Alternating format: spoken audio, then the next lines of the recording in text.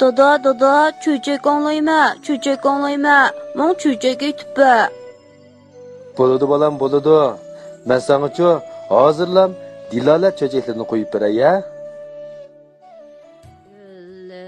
Leynin balisi sayda yatkanda desek, bir keçede min kopup ak süt begen annesi. Ellelley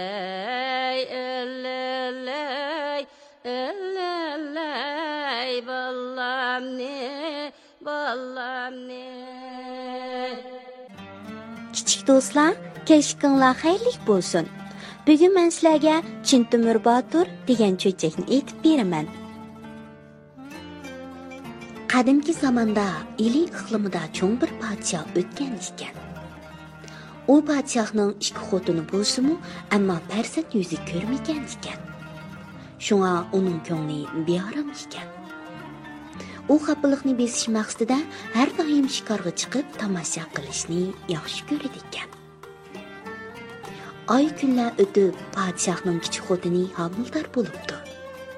Buni anglagan podshoh shikorga texim amroq bo'lib ketibdi. Bir kuni podshoh vazirlari bilan shikorga chiqib ketganda, kichik xotini bir o'g'il tug'ibdi. Biroq podshohning cho'ng xotini ichtorlik qilib, bolani ko'lga tashlab etib, o'rniga itning kuchugini akilib qo'yibdi. Podshoh shikorda yenib kelganda, cho'ng xotini oldiga chiqib: "Podshohim, kichik xotinlari kuchuk tug'di", deb xabar qildi. Darg'azab bo'lgan podshoh kichik xotinni o'ldirmoqchi bo'libdi.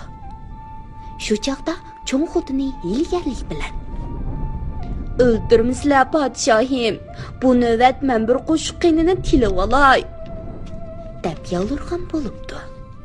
Shuning bilan podshoh kichik xotinni bir qitimga omon qoldiribdi. Oradan yana bir qancha vaqt o'tibdi. Podshohning kichik xotini yana homildor bo'libdi. Podshoh yana burungi odati bo'yicha shikorga chiqib ketgan ekan. Bu qitim kichik xotini qiz tug'ibdi. Cho'ng xotini bunimi ko'lga tashlab etib, o'rniga mushuk bolasini akilib qo'yibdi. Podshoh shikordan qaytib kelganda, cho'ng xotini podshohning oldiga mushuk bolasini ko'tarib chiqib: "Podshohim, bu qitim kichik xotinlari mushuk tug'di. Yurt ichida yuzimizni yer qilyapti", deb yolg'ondan yig'lab, o'rnini beshiga kiyibdi. Açıqlanğan padişah kichik xotiniga ig'ir jazo berishni buyuribdi. Endi gapni balalarning ahvolidan anglaylik. Cho'ng xotini ko'lga tashlavatgan yiliqi balalarni bir iyiq suvdan achiqib, jangalga elib ketib beqibdi. Balalar o'sib cho'ng bo'pti. Aqliga kelganda ular bir-biriga ot qo'yishyapti.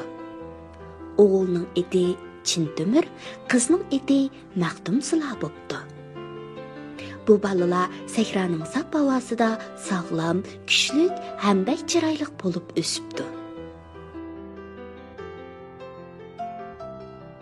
Keyinchi ular iyiqdan ayrilib, jangalning bir chetiga uy yasab, shu uyda yashashga boshlabdi. Chintumur Botur kichik chig'idila o'q qilishni o'rgangachga, turli jon-jonivorlarni tutadigan ajoyib Botur yigitga aylanibdi. U har qitim o'g'i chiqqanda 7 kun ovlaydi ekan. Misran qilichi belidan, olg'ir burkuti qo'lidan, arg'amoq eti ostidan, kapkap kuchiga yenidan ayrilmaydi ekan. Kunlarning birida Chintumur Botur o'g'i chiqib ketib etib, singlisi Maxtumsulaga mundoq debdi: "Singlim Maxtumsula, men ovdan qaytib kelguncha o'ygiziga chiqma, o'tni o'chirma, suvni ko'chirma, to'xini tog'dima, mushukni pashdima, o't o'chib qolsa, tutun chiqqan yoqqa o't so'rab ketib qolma, jumu." Shu gaplardan keyin Chintumur Botur misran qilichini esib, arg'amoq etiga minib, kapkap kuchugini agashtirib, olg'ir burkutini qo'liga qo'ndirib, o'g'i mengibdi. Aradan 1-2 kun o'tgandan keyin Maxtumsula yolg'izlikda zerikib, o'ziga chiqib beshini tarab o'tiribdi. Müşük bilan to'xusimi uningga agishib o'ksiga chiqibdi. Müşük miyovlab, to'xus qaqaqlab, Maxtumsulaning ichini pushiribdi.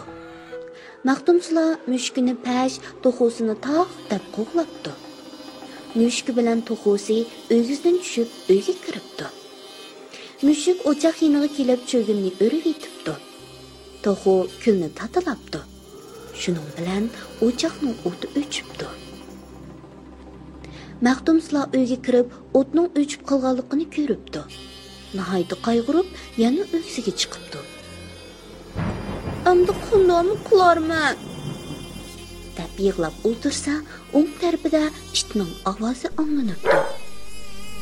So'l tarafida tutun ko'rinibdi. Maxtumsulaga o't tepish qayg'usi tushibdi. Nima bo'lsin, peshonamning ko'ray deb is chiqqan tarafga qarab mengibdi. Uzun mangandan keyin mo'risidan is chiqayotgan bir eski tam uyga yetib keldi. Qarag'udek bo'lsa, uy ichida bir qiyri mo'may o'tirg'udek. Maxtumsula uning qishig'i kiribdi. Mo'may uning kimligini, uning nima uchun kelganligini so'rabdi.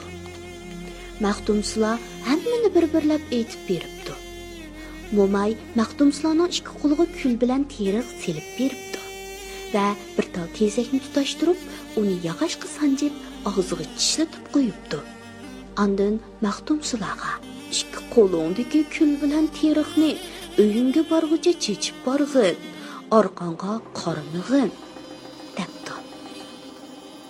Maxtumsula Mo'mayning deganini qilibdi. Shuningdan keyin Mo'mayning uyidan Maxtumsulaning uyigacha heliqi teriqlar o'nib balgi bo'lib qoldi. U Mo'may aslida 7 boshliq yalmog'uz ekan. Maxtumsula uni qat'iy bilmabdi. Maxtumsula o'tni ilib kelib, darrov o't yiqib bir qozon go'sht pishirishga boshlabdi.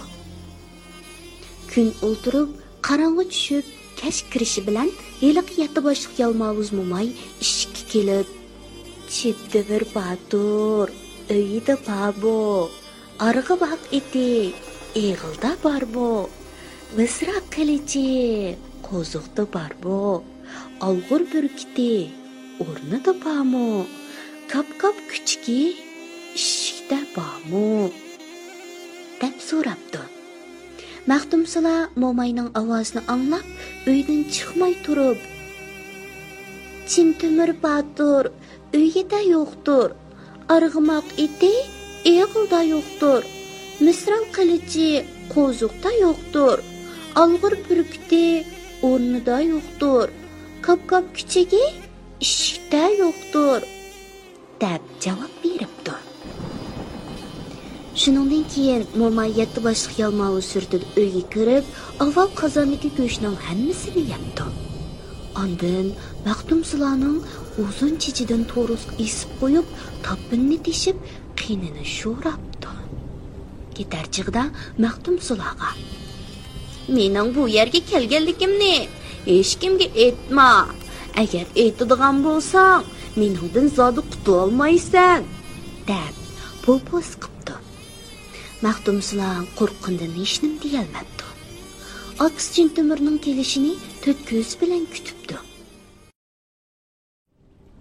Atsi kunkash bo'lishi bilan heliqi yalmog'uz Mo'may yana kelibdi. Uyda bor narsalarni yeb bo'lib, ilgirgidek Maxtumsulaning qinini sho'rabdi. Bu ahvol bir necha kun shu xilda davomlashibdi. Mangzi anordek, o'sni guldek Maxtumsula kundan kunga mag'dursizlanib, zabrangdek sarg'ayib ketibdi. 7-chi kuni Chintemir Batur o'g'dan qaytib kelib, singlisini ko'rish bilan hayron bo'libdi. Ko'ngliga gumon to'libdi. Chunki singlisi Maxtumsula bir yil kasal bo'lgan odamdek sarg'ayib ketgan ekan. "Ey Maxtumsula, 7 kunning ichida shuncha o'ruqlab, sarg'ayib bolingdan ketibsan. Nim bo'lding singlim? Kimdan sana azor yetdi?" deb so'rabdi Chintemir Batur. Maxtumsula yig'lab turib, yalmog'uz Mo'mayning qilgan atganlarini bir-birlab aksiga bayon qildi. Buni anglagan Chintimir Batur nihoyatda g'azablanib, agar men shu yetti boshliq Yalmog'izni o'ltirmasam, Chintimir Batur bo'lmay ketay, deb qasam ichibdi va Maxtumsulaga qarab, "Ey singlim, mening kelganimni hech kishi bilmasin. Men ishining kayniga o'ri qo'lab mo'kib yotaman. Agar Yalmog'iz kelib meni so'rasa, kundikidek kelmadi deb javob bergin."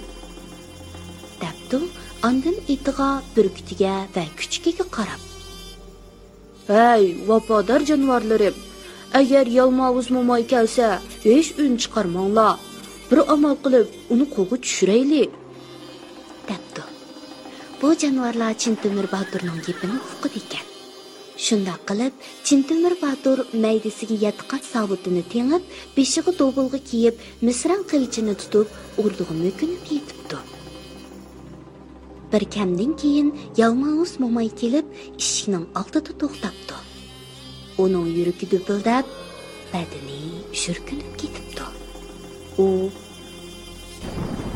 bugun Chintimir Batur kelgan o'xshaydi.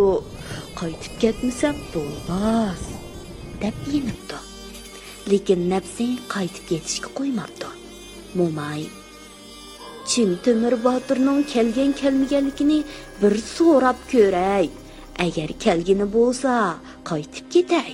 Kelmagan bo'lsa, u vaqtda mening baxtim, deb o'ylab eshikka yaqin kelib, Chintimir Batur uyida babo, arg'avoq iti eg'ildi babo, misra qilichi qo'ziqdi babo, olg'ir burkuti o'rtada babo, kapkap kichki eshikda babo, deb so'rabdi.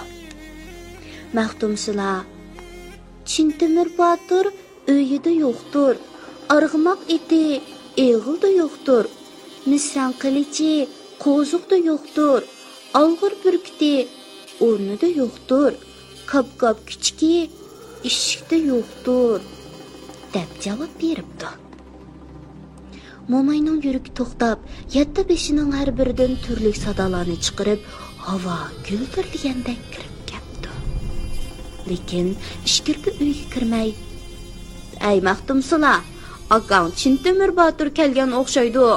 Uyingda odamning purqi bor-ku," debdi. Maxtumsula tamkinlik bilan, "Akam texi kelmadi. Agar kelgan bo'lsa, arg'umoq iti eg'ilda, misran qilichi qo'ziqda, olg'ir burkuti o'rnida, kapkap kichki eshikda bo'lmasmidi?" debdi. "Sen yolg'on aytibsan. Chintimir Batur aniq kelgan o'xshaydi. Odam purqi kelib turdi. U yushirinib olgan o'xshaydi," debdi Yalmog'iz mo'may. "Bugun akamning ko'ynak tambulni yuyib, suyini uyga to'kkan edim. Shuning purqi bo'lsa kerak," debdi Maxtumsula. Bu so'zni anglab, Yalmog'iz mo'may ishkirga uyga kiribdi. Odati bo'yicha Maxtumsulani uzun chechidan to'risq esib, amdili qinini cho'raydab turishiga Chintimir Batur o'ridan chiqib, misran qilichi bilan bir urg'an chikan. Yalmog'iz mo'mayning bir ishi o'sib tushibdi. Va Chintimir Baturga qarab, "Bir beshimni oldim, qolgan 6 beshimga qandoq javob berasan?" deb qahri bilan elishishga kirishibdi. Elishish bir kecha kunduz bo'ldi. Chintimir Batur uning yana bir beshini chepib tushiribdi. Yalmog'iz mo'may uydan qochib chiqishning ilojisini topolmay, Chintimir Baturga yana esilibdi. Yana bir kecha kunduz elishibdi. Chintimir Batur bu qitim Yalmog'iz mo'mayning yana bir beshini chepib tushiribdi. Shu beshidan ayrilgan Yalmog'iz texmi g'azab bilan tutishibdi. Chintimir Batur uning yana bir beshini urib tushiribdi. Yalmog'iz mo'may u yoqdan bu yoqqa qochishga boshlabdi. Chintimir Batur uning 5-beshini kesib tushiribdi. Yalmog'iz mo'may endi mag'dursizlanib, ko'zlari piyoladek bo'libdi. Ishdan qochib chiqay desa, Maxtumsula qilish bilan chepib chiqarmabdi. Ahir Çintemir Batur Yalmavuz Momayning 6-beshini mo'chib tushiribdi. Endi Yalmavuz Momayning Yal Minguz deb atalgan birli beshi qapti. U amalsizlikdan qo'yinga aylanibdi-da, uyning to'nligidan chiqib ketib etdi. "Hey Maxtumsula, xap to'xta!" deb badar qechibdi. Çintemir Batur arg'umoq etiga minib, bir besh qolgan Yalmavuz Momayning orqasidan qo'g'labdi. Maxtumsula bog'loqliq qop-qop kuchukni qo'yib etibdi. Çintemir Batur Yalmavuz Momayga yetishibdi. Yalmavuz Momay noiloj Çintemir Baturga eslibdi. Ular kashkirgacha elishibdi. Angacha Çintemir Baturning qop-qop kuchiga yetib kelib, Yalmavuz Momayning poqolchiqidan tishlab tortibdi. Bir ozdan keyin Yalmavuz Momay holsizlanib yiqilibdi. Qop-qop kuchuk uni talab o'ltiribdi. Çintemir Batur Yalmavuz Momayning 7-beshini ilib, uyiga xushal qaytibdi. Kichik do'stlar, bu cho'chakni yoqtirdinglarmi? Meningcha sizlar bu cho'chakni anglab, Çintemir Batur va Maxtumsulaning qo'rqmas, qaysar irodasini o'zinglarga ulgu qildinglar-ku deyman. Umoqlarim kashf bo'lib ketibdi. Amdichu baldir uxlanglar ha?